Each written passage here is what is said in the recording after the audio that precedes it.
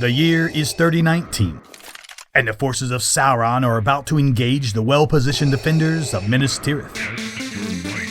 Mordor holds a significant numerical and tactical advantage. It is hopeless. But can a shift in the weather turn the tide for Gondor? There's always hope. Now, Prepare for battle! for the first time ever, hear the true, untold story of how the most decisive confrontations of Middle-earth actually unfolded. The battle for Minas Tirith begins now.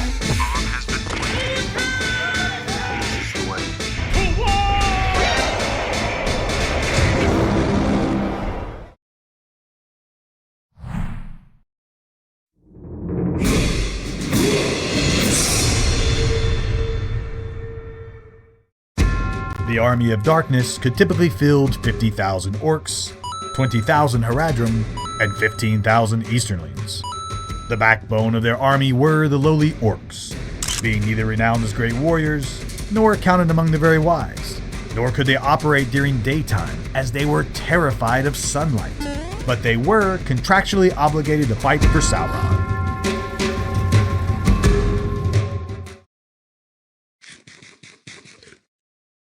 Look, the truth is that orcs are terrible. I mean, they're way smaller than men, averaging only 1.1 Gimli tall.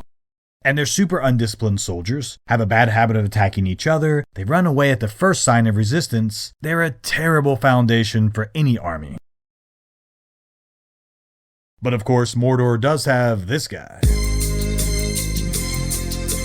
Aw, yeah.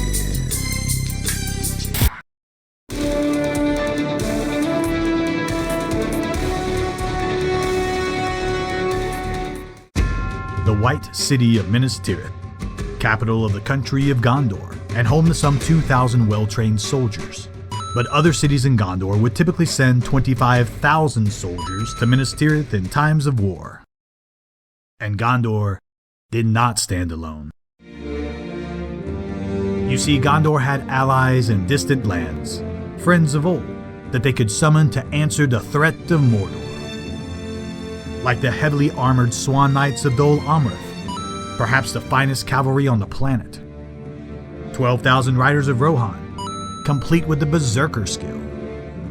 3,000 elven archers from the Golden Wood of Lothlorien, and even stout dwarven axemen from the Lonely Mountain of Erebor, swelling the forces of the White City to 45,000 warriors strong. And of course, Gondor has these guys.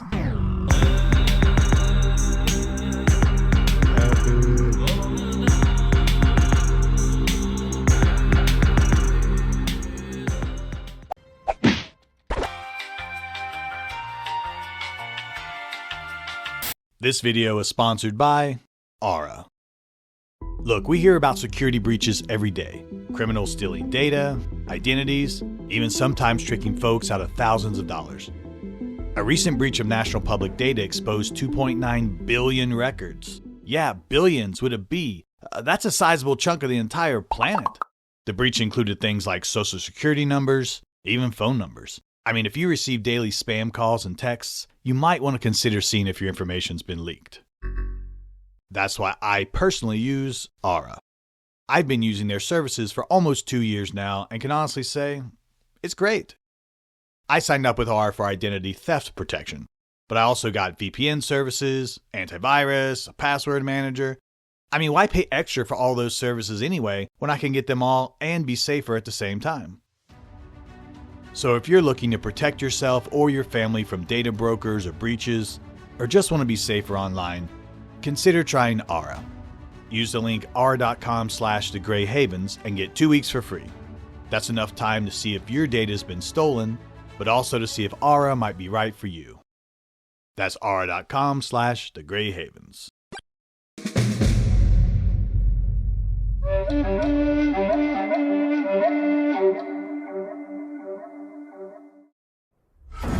The Battle of Minas Tirith began with Helm's Deep and the fall of Isengard. You see, these surprising victories were seismic events in the mind of Sauron. whose limited visibility in Rohan had resulted in some rather poor assumptions. Like his thoughts on these guys. Huh. Okay. Yeah, okay. Yeah, actually kinda true. Possibly the only thing Sauron knew for certain was that Rohan had been led to victory by a mysterious ranger from the north. The same ranger that had captured Sméagol, protected the hobbits, and 1v5 Team Nazgul at Weathertop. Who was this guy? And how was he consistently accomplishing the nearly impossible? Sauron became totally obsessed with this mysterious ranger, and Aragorn knew exactly how to use this obsession to save Minas Tirith. Aragorn secretly used the Palantir from Saruman without telling Gandalf to challenge the Dark Lord and convince Sauron that he had been using the One Ring, forcing old Helmet Head to immediately launch his attack on Minas Tirith before all the orcs could be assembled, effectively removing 15,000 orcs from the upcoming battle. What a legend! But not to be outmaneuvered, self-appointed 38-star general, Lord Sauron.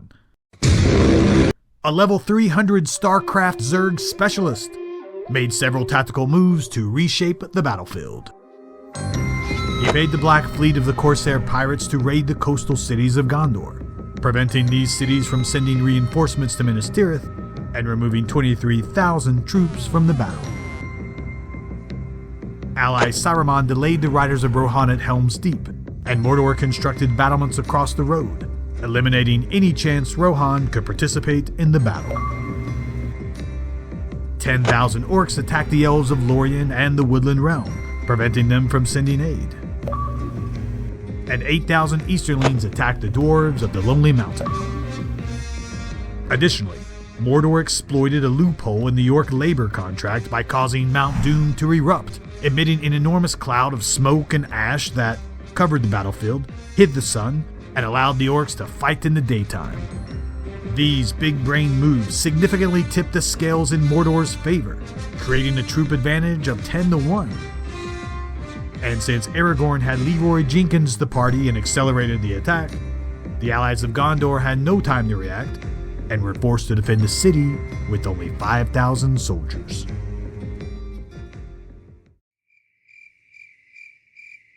Honestly, it's a Boromir move.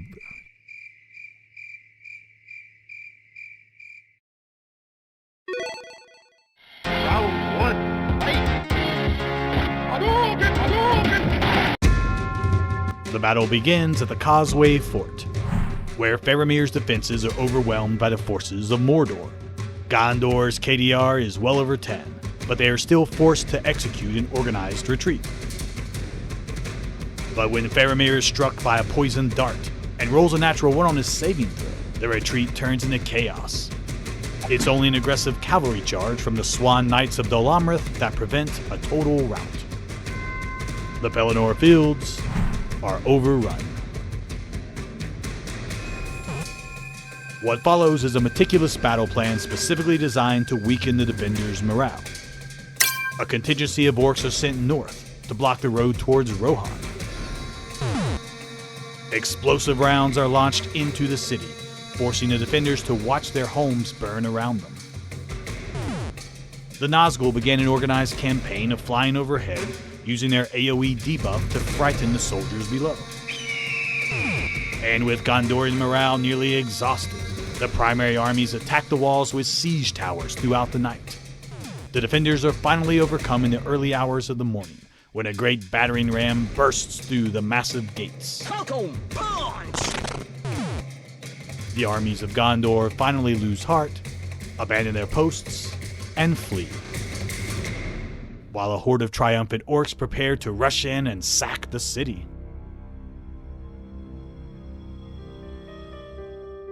But the winds were about to change. You see, Sauron made a critical error. He failed to watch Radagast's weather forecast that evening, and so he was completely unaware of a strong wind that had began blowing in from the west. A strong wind that would change everything.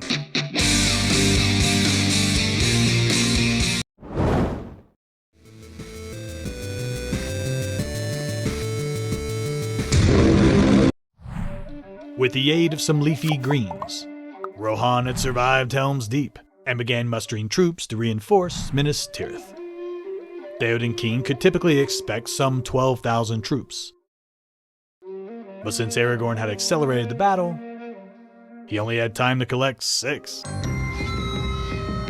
As they approached the city, allies led them through a thin canyon in the Druidan forest, allowing them to circumvent the orcs on the road, enter the northern gates unnoticed, and in the quiet dark of night, prepare for a hopeless cavalry charge.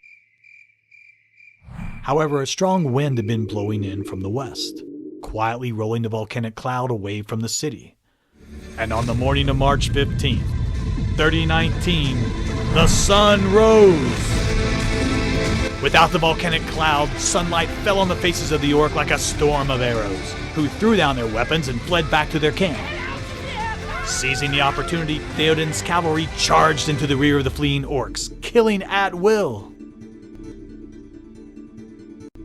Recognizing the sudden danger, the king of the Haradrim countered with his own cavalry charge, resulting in the death of the 3 kings. Which king? Theoden King and the Haradrim King. The death of Theoden allowed the Rohirrim to activate their Berserker skill, suddenly driving deep into the enemy ranks. Soldiers of Gondor marched out to face the easternly reinforcements, while the Knights of Dol Amroth charged into the enemy's flank. But as if powered by the very malice of Sauron, Mordor played an epic reverse card on the winds, and the volcanic clouds recovered the sun. Orcs flooded back onto the battlefield, surrounding the men in a sea of enemies. The Knights of Dol Amroth sped to the aid of the Gondorian soldiers, who were unable to make it back to the protective walls of the city. Rohan formed a shield wall around a small hill, determined to make a legendary final stand. And as if the final stroke of doom, up came the black ships of the Corsair pirates. Pirates. The battle was lost.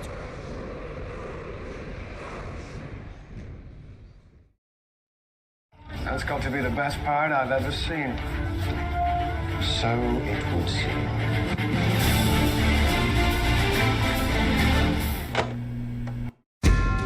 After the Battle of Helm's Deep, while Rohan was riding to the aid of Minas Tirith, troops from the rest of Gondor were not.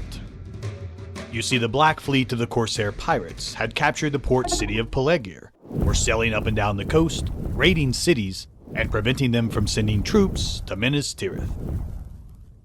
Aragorn, Legolas, and Gimli were joined by 30 of the Dunedain Rangers and the twin sons of Elrond, and together challenged the paths of the dead. After summoning the ghost army of the Oathbreakers, they raced across southern Gondor towards Pelegir, gathering additional troops at every stop, and in the cover of night, this hobbit-sized force prepared to attack the larger army of the Corsair pirates.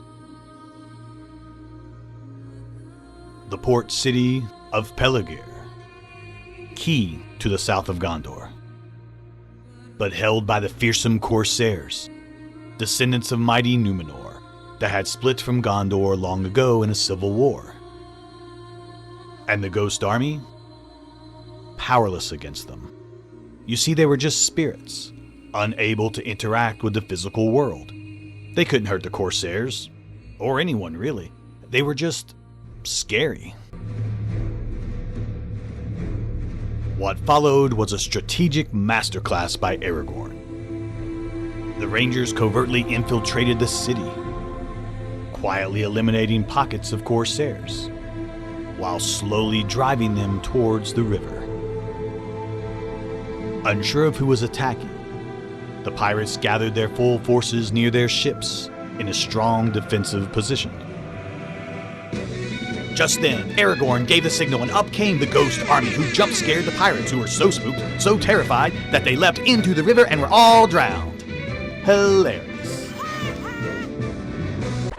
Okay, everyone had a good laugh. Aragorn freed the Ghost Army, the Rangers pirated the pirate ships, and propelled by a strong wind that began blowing up from the west, sailed to Minas Tirith, collecting additional troops along the way. And so, as the orcs surrounded the soldiers of Minas Tirith, and the shield wall of Rohan, up came Aragorn, the Rangers, and 5,000 soldiers from the southern cities of Gondor, who leapt from the ships and charged the fields of the Pelennor, snatching victory from a certain defeat and routing the remaining forces of Mordor. The Battle of Minas Tirith was over.